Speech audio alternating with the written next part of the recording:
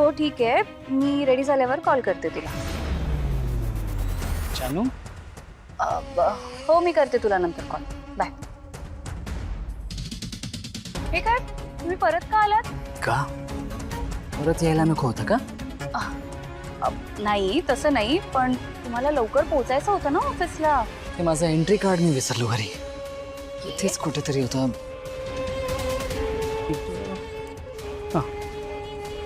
सापडलं. जानू तू आता कोणाशी बोलत होतीस फोनवर? एक मिनिट, तुम्ही माझ्यावर लक्ष ठेवताय का जयंत सर? नाही असं नाहीये. मग उगीच का हा प्रश्न विचारताय? आणि बाय द वे तुम्हाला उशीर होतोय ना, मग जा पटकन. पण बाहेर जाऊन तू कोणाला भेटणार आहेस का? जयंत सर मला एक गोष्ट सांगा, आता माझ्या आयुष्यातली प्रत्येक गोष्ट मी तुम्हाला विचारून करायची आहे का? तसं नाहीये जानू. तसं नाहीये ना, पण बिन काही नाही. तुम्हाला उशीर होतोय ना, जा बरं पटकन. चला चला चला निघा. ओके. या. येस.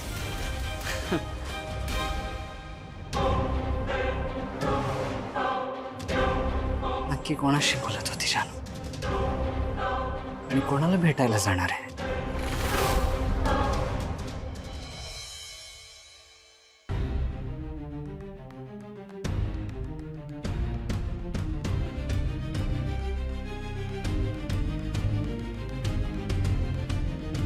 या ना मॅडम, बसा.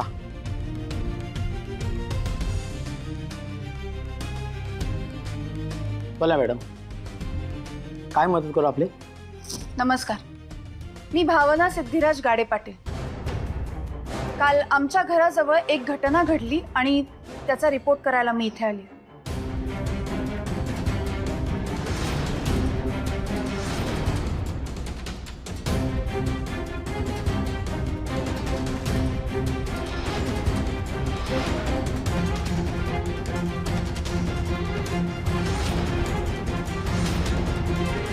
मॅडम, मी ताबडतोब या घटनेचं FIR नोंद करतो. तुम्ही काळजी करू नका. त्या गुंडांवरती कडक कारवाई होईल. नाही, माझी अशीच इच्छा आहे की त्या नीच माणसांच्या विरोधात तक्रार व्हायलाच हवी, पण त्या मुलींनी तक्रार करायला नकार दिलाय. मग मॅडम, मी काय मदत करू शकतो आपली? अहो सर, काल मी तिथे वेळेवर पोहोचले म्हणून ती मुलगी वाचली. पण जरा विचार करा, जर का मी वेळेवर तिथे पोहोचले नसते तर? ती विचार करून सुद्धा मनात ना कसं तरी होतंय, माझ्या धडधडतंय. अहो, कुठल्याही मुलीवर ही वेळ ओढवू शकते आणि त्यासाठीच काहीतरी करायला हवं. आजही मुलींचं चारित्र्य काचेच्या भांड्यासारखं आहे असं आपण म्हणतो. आणि मग जर का मुली घराबाहेर पडल्या तर त्यांच्या चारित्र्याला घाला घातला जाईल म्हणून त्यांना घरीच बसवून ठेवतात. पण असं न करता त्यांना सुरक्षितपणे आणि आत्मविश्वासानं बाहेर कसं पडता येईल यासाठी काळजी घेतली पाहिजे आपण. आज मुली प्रत्येक क्षेत्रात काम करतायत, स्वतःची ओळख निर्माण करतायत. मग समाज म्हणून आपण त्यांच्या पाठीशी उभं राहायला पाहिजे ना. माझी एकच इच्छा आहे, या प्रभागात परत अशी घटना घडता कामा नये आणि त्यासाठी माझ्या पक्षाकडून तुम्हाला जी काही मदत लागेल ती करायला मी तयार आहे. आणि आता माझ्या परीनं ही घटना परत घडू नये यासाठी काय करता येईल याचा विचार मी आधीच केला. हा त्याचा आराखडा.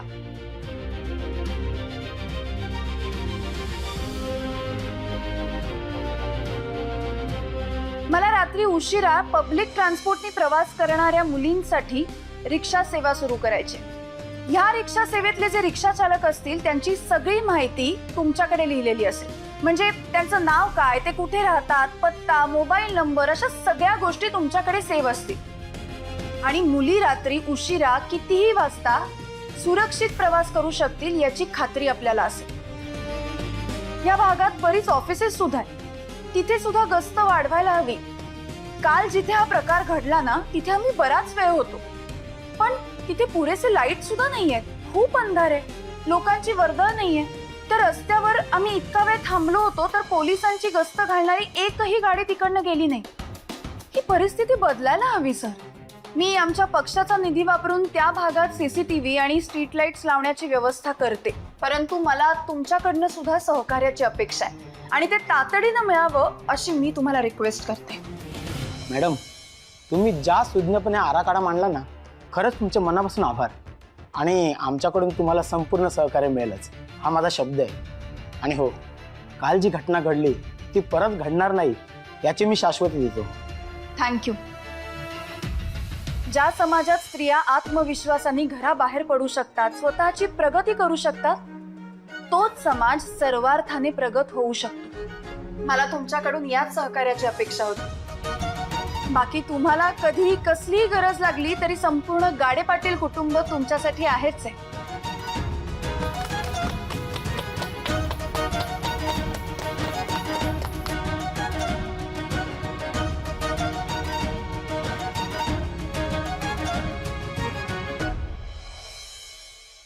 गाइस, दिलेले इन्स्ट्रक्शन्स नीट फॉलो करा. मला कुठल्याही प्रकारचं मिसमॅनेजमेंट नको आहे. Okay, please get back to work. Jayant, बाबा नमस्कार. तुझा हात कसा आहे आता? बरं आहे ना, ठीक आहे. प्लीज तुम्ही बसून घ्या ना. तिकडे या, तिथे स्टाफ आहे, तुम्हाला काही लागलं तर तुम्हाला त्या देतील. बरं, ठीक या प्लीज या. आहे. ये, लक्ष. नमस्कार मिस्टर कानेटकर, कसे आहात? मिस्टर देशमुख, आत काय म्हणतो? आता बरं आहे, better. बरं, तुम्ही प्लीज बसून घ्या, मी आलोच. नक्की नक्की. दिग्विजय साहेब, सगळं मस्त तू कसा आहेस? किती दिवसांनी भेटतो. एक minute. Yes yes. Sir sir sir खरंच खरंच खूप थँक्यू. तुम्ही या स्पर्धेला आलात. खरंच खरंच माझं भाग्य आहे. खूप खूप थँक्यू सर, खूप खूप थँक्यू. आम्ही स्पर्धेला येणारच होतो, पण नंतर तुम्हीच गायब झाला. काय ना आम्ही आमच्या जबाबदारीपासून कधीच दूर पळत नाही. मिस्टर संतोष, ही स्पर्धा तू जिंकायला हवीस, जर तू खरा असशील तर. कारण खोटेपणा आम्हाला सहन होत नाही. सर तुम्ही टेन्शन नका घेऊ. ही स्पर्धा मीच जिंकणार, आपणच जिंकणार.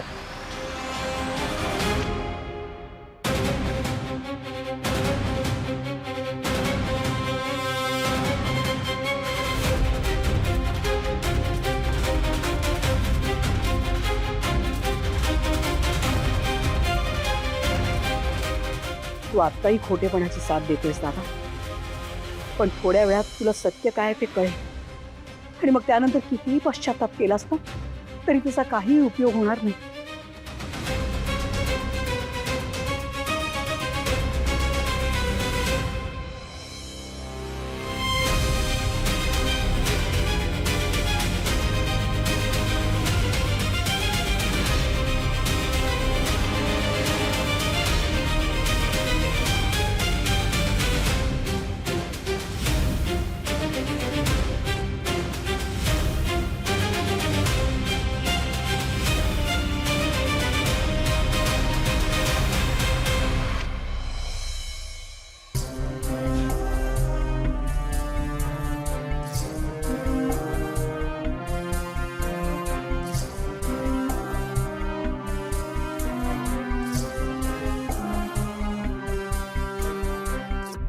Good morning everyone. आपण थोड्याच वेळात या कॉम्पिटिशनला सुरुवात करणार आहोत. कॉम्पिटिशनचे सगळे नियम पार्टिसिपंट्सच्या समोर ठेवण्यात आले आहेत, ते प्लीज तुम्ही नीट वाचून घ्या आणि बाकी सगळ्यांनी प्लीज बसून घ्या.